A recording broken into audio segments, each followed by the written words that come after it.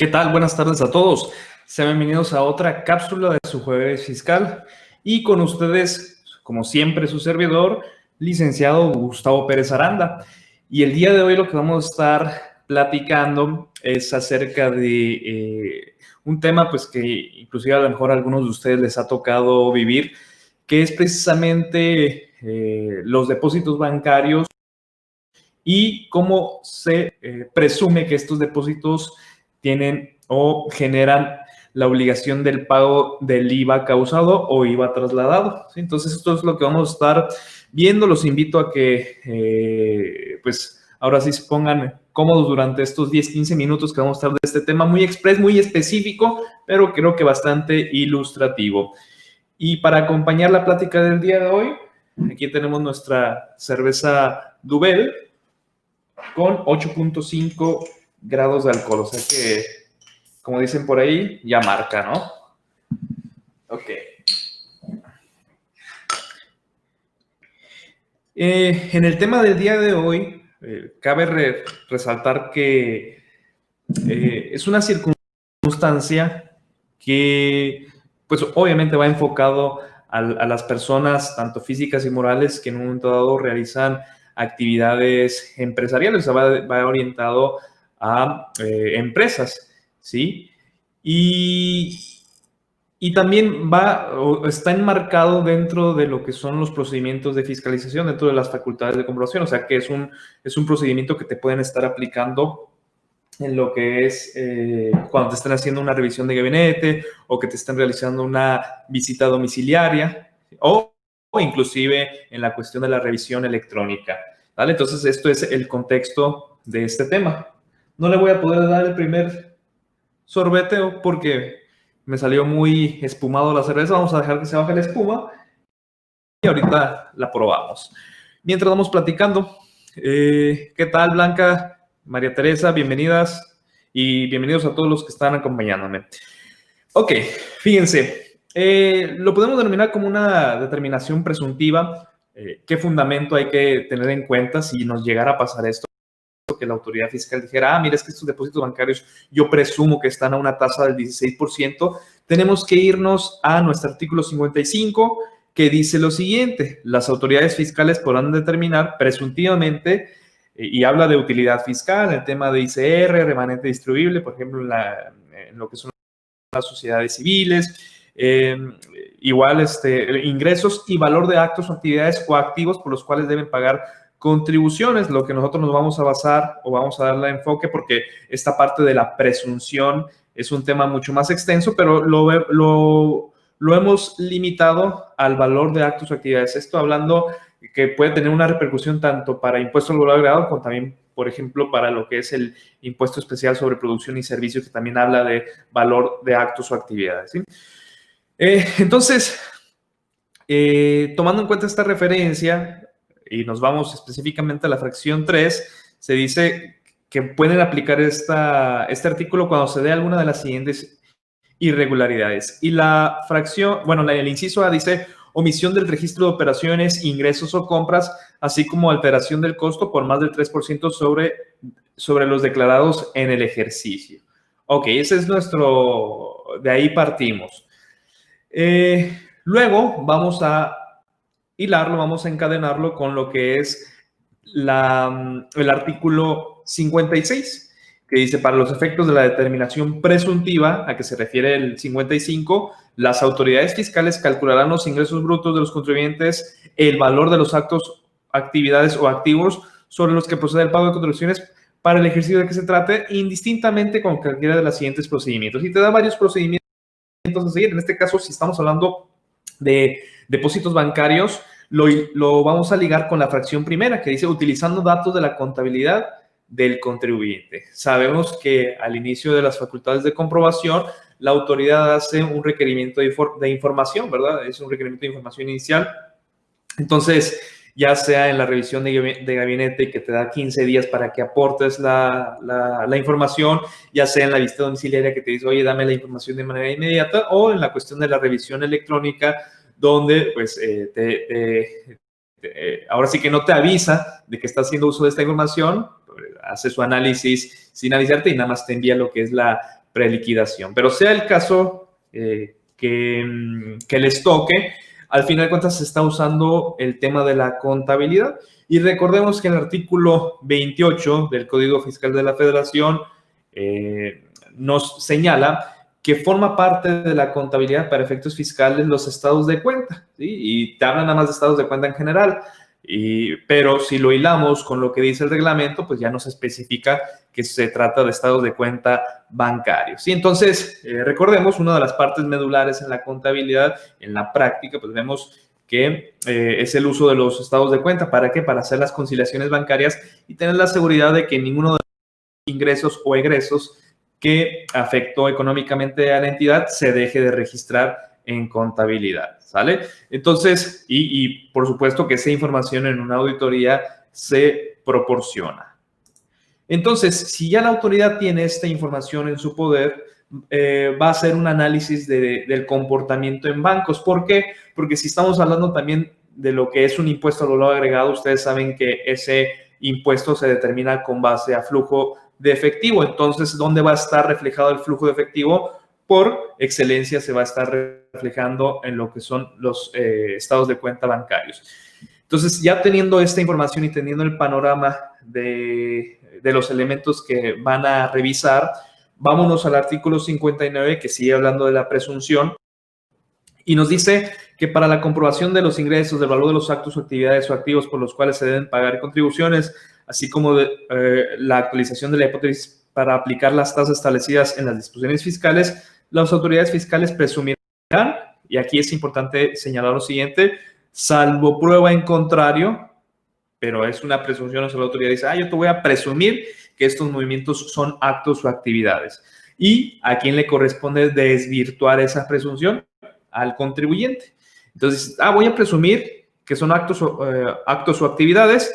Y fracción tercera, que los depósitos en la cuenta bancaria del contribuyente que no correspondan a registros de su contabilidad que esté obligado a pagar son ingresos y valor de actos o actividades por los que se deban pagar contribuciones. Para los efectos de esta fracción, se considera que el contribuyente no registró en su contabilidad los depósitos en su cuenta bancaria cuando, estando obligado a llevarla, no la presenta la autoridad cuando ésta ejerza sus facultades de comprobación. Entonces, ahí nos dice, nos establece en qué momento, ya con estos artículos 55, 56 y 59, nos establece en qué momento la autoridad precisamente va a tener como presuntos los actos o actividades. Y fíjense, un efecto interesante, aquí podríamos diferenciar, porque así se da en la práctica, lo que son las auditorías de impuestos directos con las auditorías que, por ejemplo, se hacen en temas de devolución de algún impuesto, ¿sí? Por ejemplo, del impuesto sobre la renta o devolución de impuesto al valor agregado, ¿sí? Entonces, y si lo vemos desde el enfoque de las devoluciones, de una auditoría de devoluciones, vamos a hablar de una devolución del impuesto al valor agregado, fíjense el impacto que puede tener, porque si bien es cierto, a lo mejor, no es a lo mejor, sino más bien la materia de la auditoría es revisar si el saldo declarado a favor es procedente o no, y para eso pues se van a revisar tanto los ingresos como los egresos, o bueno, en tema de IVA, el valor de actos o actividades, o en este caso ventas, contra las compras y gastos que generan el IVA acreditable. Fíjense, si en un momento dado la autoridad quiere presumir actos o actividades dentro de esa revisión, al final de cuentas no lo dice, pero implícitamente va que está presumiendo que también son ingresos para ICR, porque aquí lo podemos advertir. Aquí son ingresos y valor valor de actos o actividades, ¿sí? Entonces, si uno puede decir, bueno, me va a catalogar estos depósitos bancarios solo para IVA, no, porque si te lo está diciendo que son valor o actos o actividades, también implícitamente te está diciendo que en un momento dado te puede fiscalizar esos ingresos para efectos de ICR. Vamos ahorita a ver un ejemplo, vamos a ver la diferencia, pero digamos, es una parte un poquito más técnica. Ahora, dicho lo anterior, aquí en la lámina que ustedes tienen en pantalla, vemos este efecto. Déjenme ahora sí darle un trago.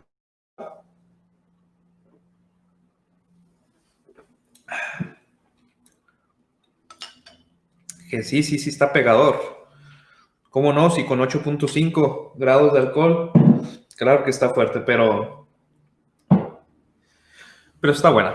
Ok, entonces tenemos aquí depósitos bancarios, actos presuntos. ¿Qué pasa? Si el contribuyente tiene un ingreso de 1 millón de pesos, vamos a poner ejemplo, tuvo depósitos de 1 millón, o un depósito, lo que ustedes quieran, lo pueden fraccionar en 1, 2, 3 cientos de movimientos, pero al final el importe total es de 1 millón. Y cuando la autoridad dice, oye, es que este millón yo presumo que es valor de acto o actividad al 16%, fíjense el efecto que va a pasar. En mis bancos entró 1 millón de pesos, ¿sí? Y lo que la autoridad va a hacer es, yo presumo que ese es valor de actos o actividades, entonces sobre ese millón te voy a calcular el 16%, por lo que estaría dando un IVA trasladado de 160,000 pesos. ¿Y por qué se podría dar esto? Precisamente son depósitos, una posibilidad es que sean depósitos no registrados en contabilidad, o sea, no hiciste de manera correcta la conciliación bancaria y la autoridad al revisar detecta que ese depósito no está registrado y te dice, oye, no encuentro en tus registros contables este depósito, por lo tanto yo presumo que es un acto o actividad al 16%. Esa sería la razón inicial. Y digamos, podría ser, en un momento dado, podría ser razonable esta situación, porque bueno, no lo registró, pues ante una omisión de registro, pues yo tengo que presumir la regla general tributaria, que es la de la tasa al 16%. Eso todavía es razonable. Sin embargo, lo que desde mi punto de vista no es tan razonable es cuando el contribuyente tiene un registro, ¿sí? Y la autoridad señala que ese registro no corresponde a los que debería tener en contabilidad, ¿sí? Que dice que, vamos a poner un ejemplo concreto, que por ejemplo los depósitos, ese 1 millón de pesos fuera un préstamo, o sea, le prestaron al contribuyente, o que por ejemplo ese 1 millón de pesos fue de alguna devolución sobre venta, esto es que perdón, una devolución, aquí le puse sobreventa, pero más bien sería una devolución sobre compra. Me explico porque, bueno, no, aunque también podría aplicar sobreventa. ¿Por qué? ¿Por qué sobre compra? Porque si yo compré a lo mejor mercancías por 1 millón de pesos, pero luego devolví las mercancías, pues el proveedor me va a devolver el dinero, entonces me va a depositar ese dinero, ¿no? Entonces, esa sería la devolución sobre compra. Está cayendo a mi cuenta bancaria 1 millón de pesos y entonces, pues sí, uno podría decir, oye, ¿y ese 1 millón de pesos de qué es?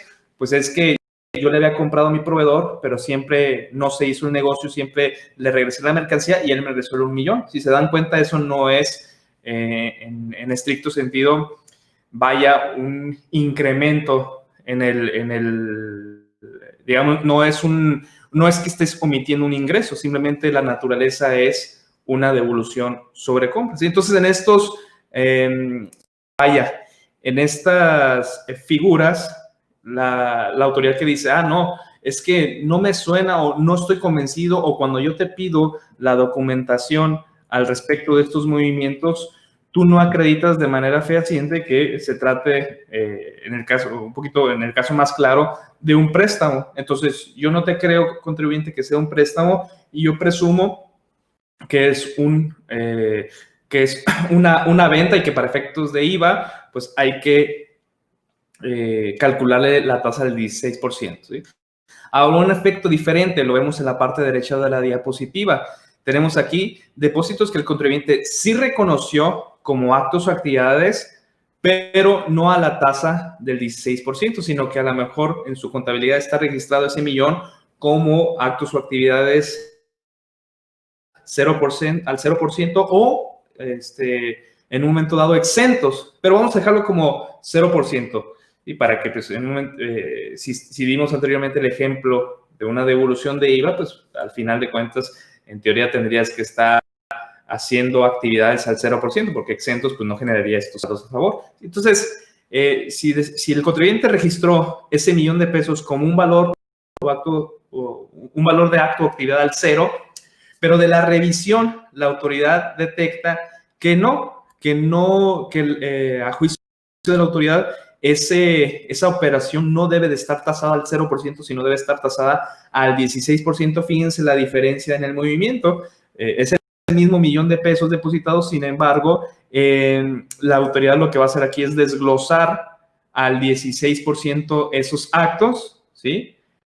Entonces, de ese millón desglosa el acto de actividad y el IVA lo multiplica por ese acto de actividad y sale pues el correspondiente IVA trasladado. Si nosotros verificamos o comparamos, hacemos la comparativa de los IVAs, obviamente hay una diferencia, ¿no? Es mayor, es más agresivo, trae un impacto financiero fiscal mayor el hecho de una presunción, ¿sí? Que comparativamente hablando a la reclasificación que se pudiera estar haciendo, que representa el lado derecho de la diapositiva, ¿sí? Entonces, fíjense cómo dependiendo la forma y la documentación que se tenga, o sea, la forma de revisar de las autoridades fiscales y también la documentación que se tenga por parte del contribuyente, es que puede dar los uno u otro escenario, ¿vale? Entonces, pues ahí estaría básicamente la explicación y la afectación, porque aquí, si bien es cierto, ingresó 1 millón de pesos, pero la autoridad dice, no, es que ese millón, implícitamente te va a decir, ese millón es para efectos de ICR y le tienes que sumar 160,000, por lo tanto, el valor total de la operación sería de 1,160,000 ya incluyendo IVA, ¿sí? Lo cual, pues, obviamente todos sabemos que si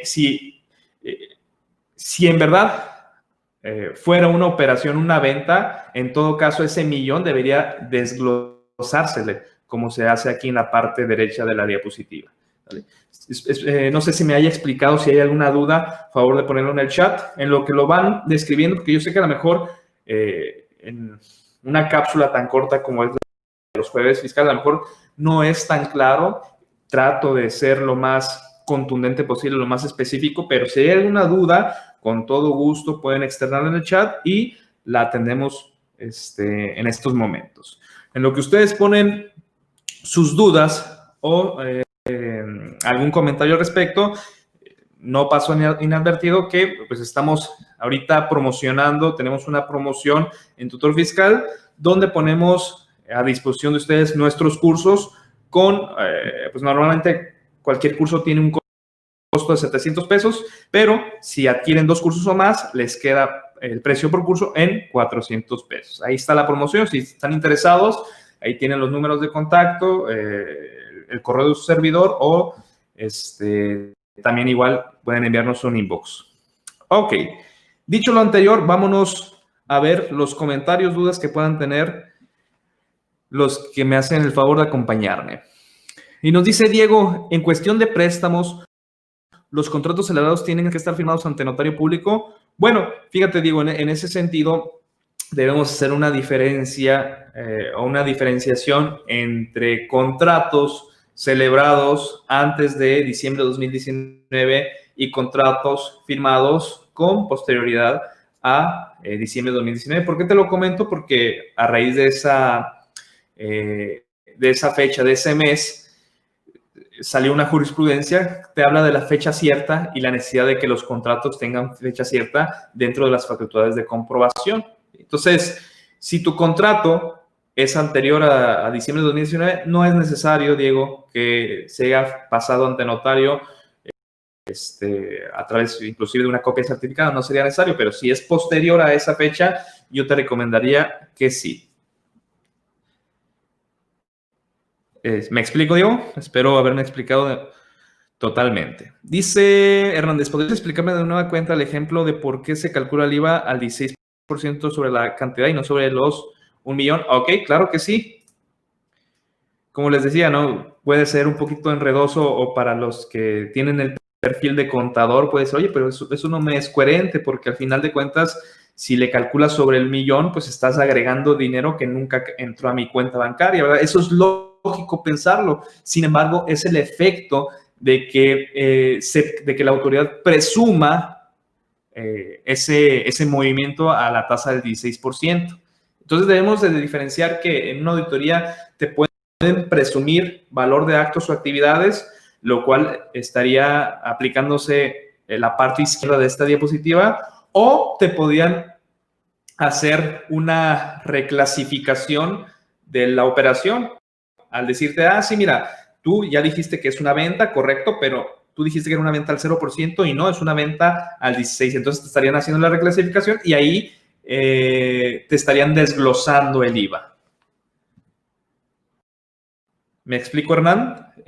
Rafiña, Hernández Rafiña, ¿me explico de esa duda que tú planteas? O sea,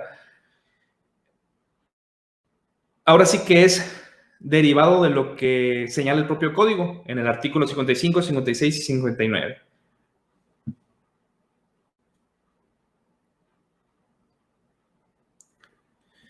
No sé si hay alguna otra duda, algún otro comentario, inclusive de los que están presentes. Si no quedó claro algo, me lo hacen saber. Con gusto se los respondo.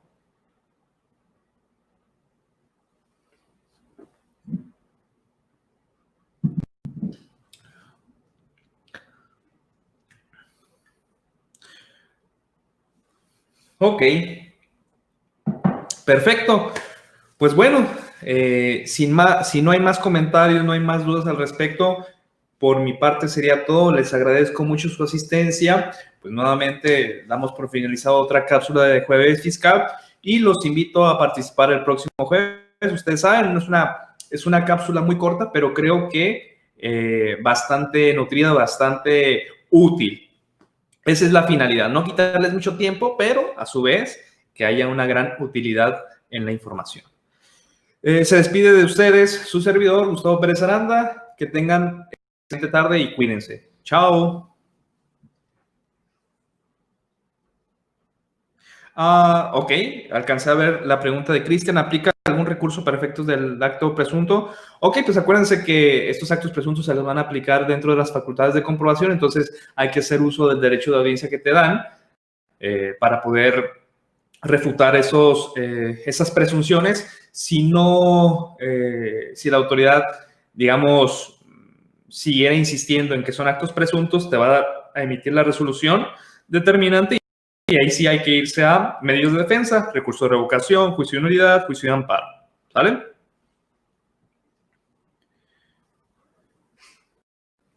Ok. Blanca, gracias a ti por asistir.